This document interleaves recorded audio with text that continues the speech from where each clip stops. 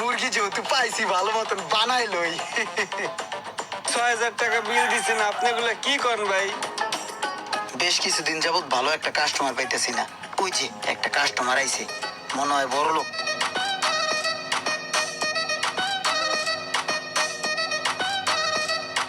আসো নামো। এইখানে মানুষ হবো?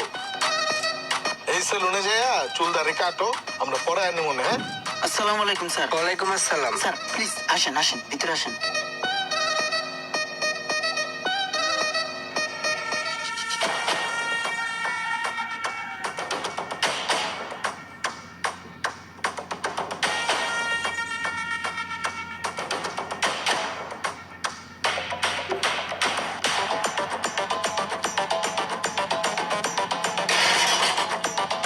স্যার কোন কার্ডটা দিব আপনাকে?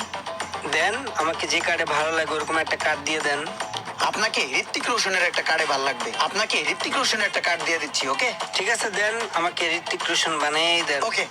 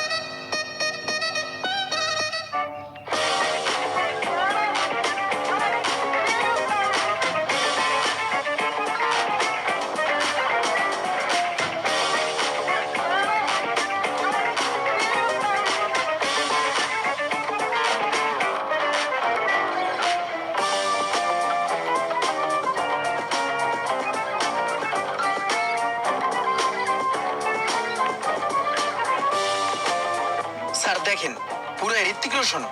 হ্যাঁ ঠিক আছে। স্যার আপনার চুলের সাথে ম্যাচিং করে আপনার দাড়িটা সুন্দর করে কেটে দিচ্ছি। ঠিক আছে, দেন।